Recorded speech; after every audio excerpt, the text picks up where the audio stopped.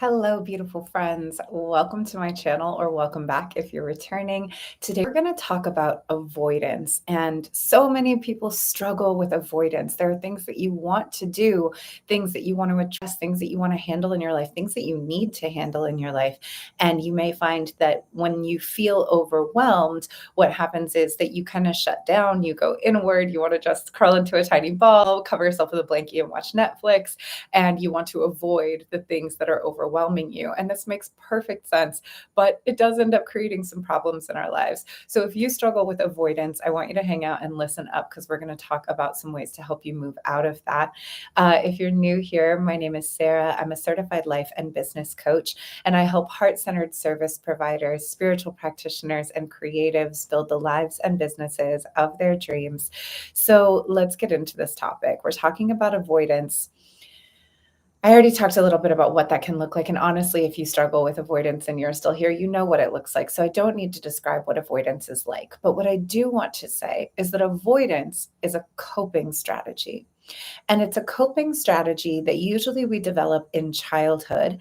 And it makes a lot of sense as a coping strategy for children, because we can't usually do much about our problems in childhood, right? So if something is overwhelming, stressful, difficult for you to deal with in childhood, and you go into avoidance and some type of escapism or numbing, right? Even if that's watching TV, it's daydreaming, it's dissociating in some way, that makes perfect sense for a situation that we can't leave. We don't have money, we don't have a car, you're at school, right? So avoidance and dissociation or numbing usually kind of go hand in hand, and they make perfect sense as a coping strategy when you are a child, or when you're in a situation where there's literally nothing you can do and you cannot remove yourself in any way from the problem, or it's a problem you have no power to solve, which a lot of our problems in childhood, unfortunately, are caused by adults. So we don't have power in that situation to change this problem. We can't change our parents fighting or getting a divorce or chaos in our homes. And so I just want to first extend compassion if you're listening to this and going, oh, that makes sense. I did start this pattern of kind of withdrawing into myself and mentally checking out in childhood, and it has stayed with me my whole life. Well, that was a coping strategy that served you well at the time that it served you well. It is not a coping strategy that works super well in adulthood. And so by naming avoidance as a coping strategy, it's helpful, right? Because it's not a deleterious behavior. It's not a negative behavior. It's not self-sabotage. You're coping. And you're coping the best way that you know how, with coping skills that have served you for a really long time. So first, I just want to invite you to be compassionate with yourself about that.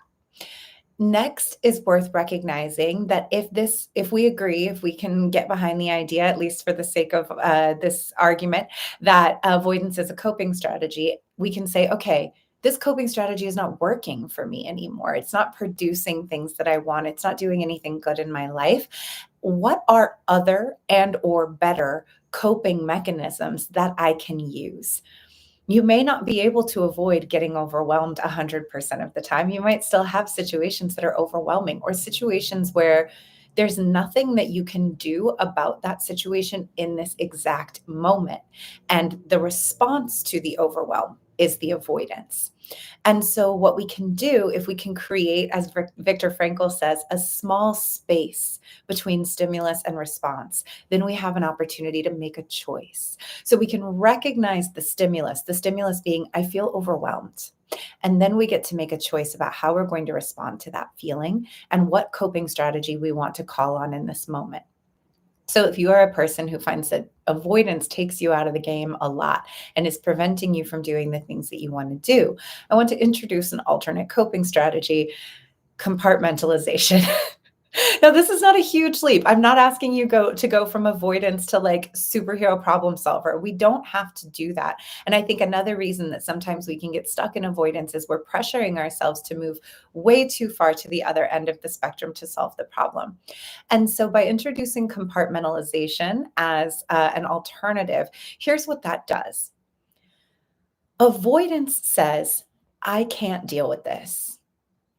And this is very important, because when we tell ourselves, I can't, we increase our feelings of helplessness, hopelessness, inertia, and incompetence.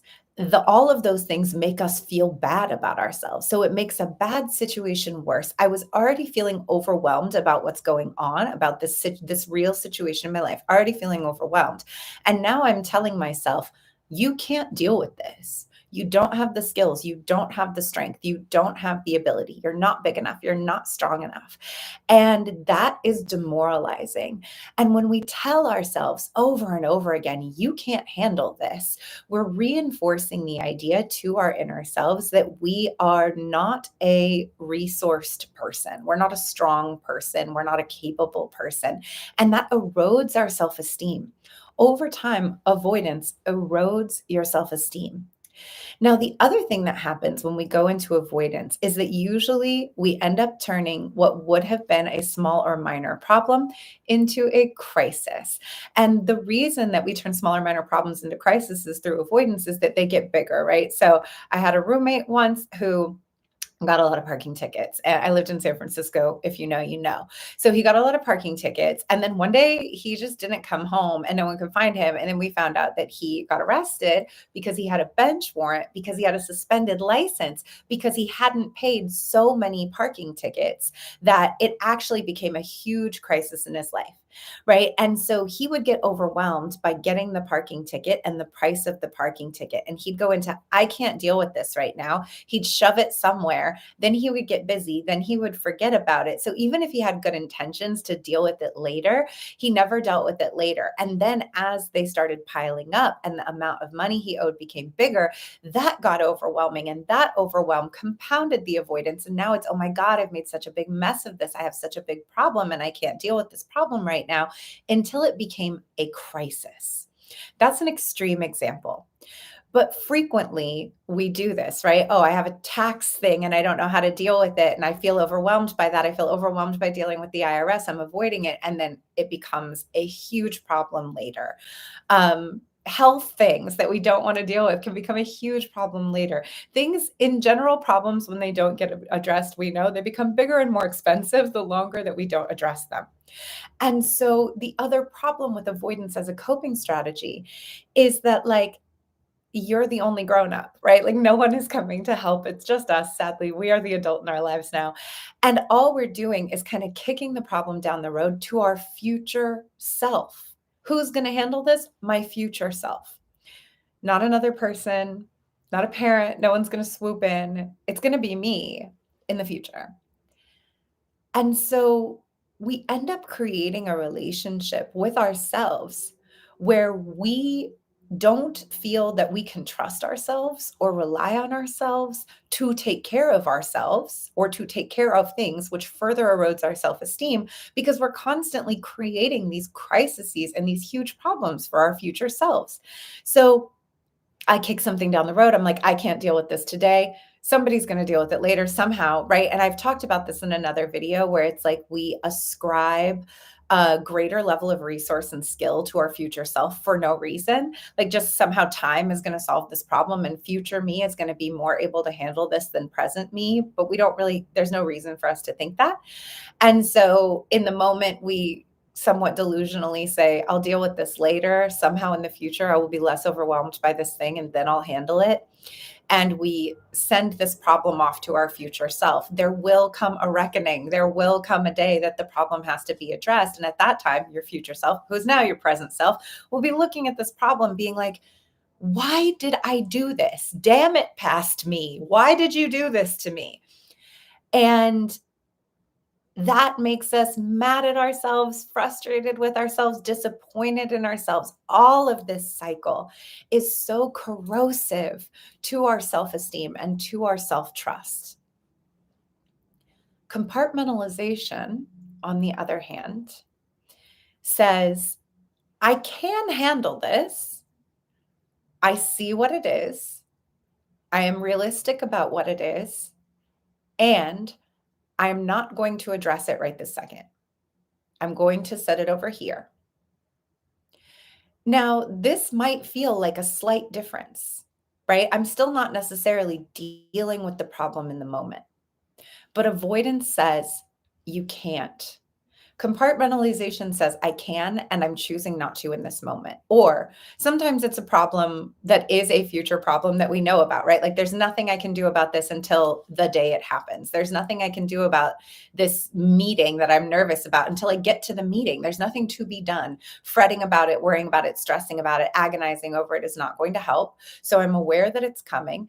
I can do whatever preparatory things I need to do to get ready for it. But there's nothing I will be able to do with this until it's here. So I'm choosing to set it aside. It puts us in the driver's seat. It makes the choice active. And it gives us the reassurance that I could deal with this. I can deal with this. This is something I can handle. It's not that I can't, it's that I'm choosing not to address it right this second. That is a very big difference for our beginnings of building back our self esteem and our self trust. Once we've compartmentalized, once we've said, okay, I'm going to love on myself a little bit, give myself a pep talk, look at this thing in the face, address what it is, get clear on the reality of it, and then I'm going to make a decision to set it aside. I'm walking away going, okay, it shook me to look at that information a little bit. Maybe I need to resource again. Maybe I need to go for a walk, call a friend, eat a grounding meal, do a yoga practice, take care of my body, do some breath work, tend to whatever anxiety or feelings that I had looking at this thing, right? I still feel the feelings. I still feel some overwhelm. I can tend to the overwhelm. And then when I feel neutral and calm again, then I can start thinking, what can I do to address this problem directly? Do I need to call somebody who knows how to deal with this? Do I need to get a lawyer? Do I need to call someone who's dealt with this problem before? Do I need to do some research on the internet? What's the first step I can take to help me move toward addressing this problem? Do I need to call the IRS and get on a payment plan? What is it that I need to do that's going to help me take the first step toward dealing with this problem? And then can I put that on the calendar? And for the day that thing is on the calendar, we do the same thing, right? We resource ourselves, we take the step, we resource on the back end. This technique that I'm describing requires you taking your feelings seriously. And what I mean by that is rather than saying, I'm overwhelmed and therefore I cannot, we're saying, I'm overwhelmed and therefore what do I need? How can I give myself what I need to reduce my overwhelm so that I can then be resourced enough to address this issue? And after I address it, I can be honest and available for the feelings that come up as a result of addressing it.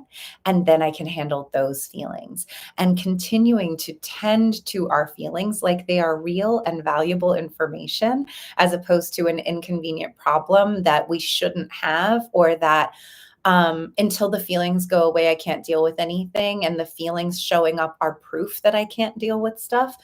No, the feelings are just the feelings. It's okay to be nervous. It's okay to be overwhelmed. It's okay for things to make us anxious. It may not be preferable, but it's okay.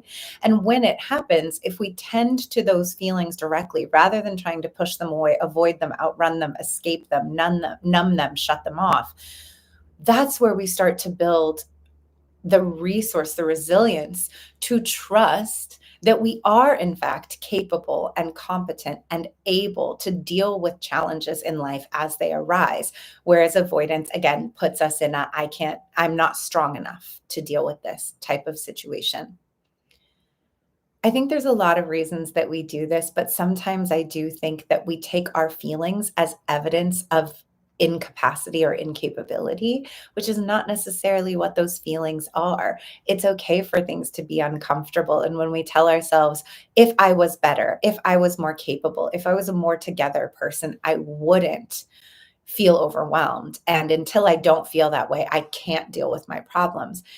That's not really true.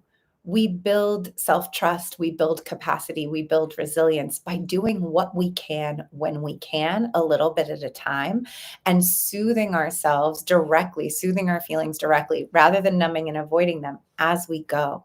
So if I'm going to do something and it brings up big feelings and I feel overwhelmed, pausing it, addressing my feelings, soothing my nervous system, and going back in and doing the thing, and then soothing again on the back end is going to start to show me, see, that was hard, but you can handle it. Then I get to be proud of myself. Then I get to look back at my past self and be like, damn, I really helped myself there. I really hooked myself up. I really made it so that future me could have a better, easier day.